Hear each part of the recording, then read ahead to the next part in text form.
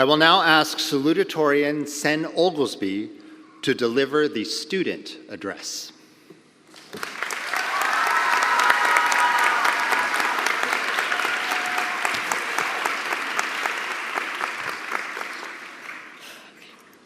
Thank you, Provost McClure, for the kind introduction.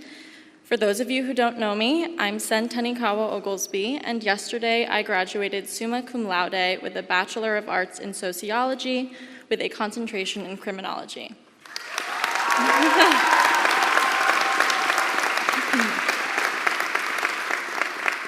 I am beyond honored to stand here today as the salutatorian of the class of 2024. If there's one thing to know about me, it's that I love learning. Everything I've learned from critical thinking. There's nothing I admire more than the toddler-esque nature of the question, why? I chose to major in sociology because my intro class was the first space I had here at New Paltz that created the opportunity for me to ask why. I later chose to do the concentration in criminology for the same reason. I believe that learning is an act of love for oneself and for the collective. There is so much tenderness in feeling your mind expand. There is so much warmth in learning that the world is bigger than yourself. The most meaningful lessons, the ones I will carry with me for the rest of my life, are the ones I've learned from my peers, mentors, and community. I learned a lot here at New Paltz, like about how the brain is a metabolically expensive organ, the Stanford prison experiment, the war on drugs, the falsehoods of the Protestant ethic, the prisoner's dilemma, and so much more. I learned that lecture halls are ideal for playing Just Dance and that the body cannot sustain itself on fried food and caffeine. I learned that people won't believe you when you express the most vulnerable of truths and that most people will run away from critical thinking if it means avoiding confronting their privilege.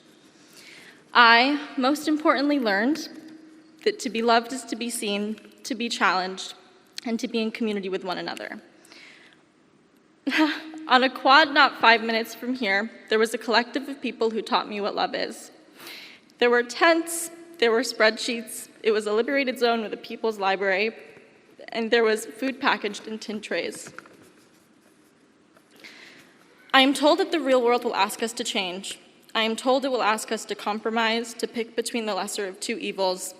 It will rob us of the ability to dream of alternatives. I have seen the world ask us to demand less and give more.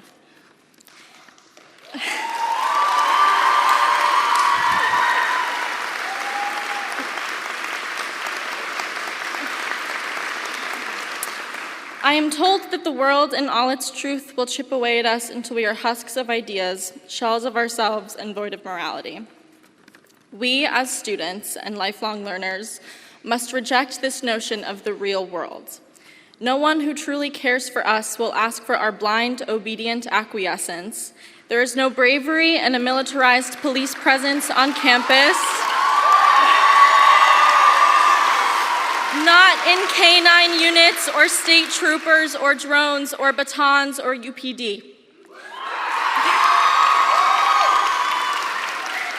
Students have never and will never stand for accepting something as it is without the imagination of what it could be. As Toni Morrison so aptly put it, don't let anybody tell you this is the way the world is and therefore must be. It must be the way it ought to be. And so I dedicate this academic achievement to all of you, my fellow students. I dedicate this to my professors, especially Professors Burla, Jika, and Halaz, for the ways in which they've challenged me, and so many others. I dedicate this to my parents who taught me to ask why and to question everything. I dedicate this to my friends who see in me what I cannot see in myself. I dedicate this to every student who became 1 in 3 and every victim who was denied their experience and every survivor who fought their way out.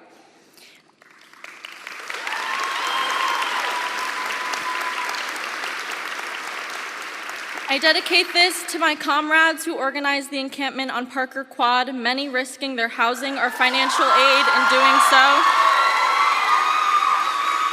I dedicate this to the 133 students, faculty, and community members who were brutalized at the hands of university-sanctioned state troopers and state police in riot gear.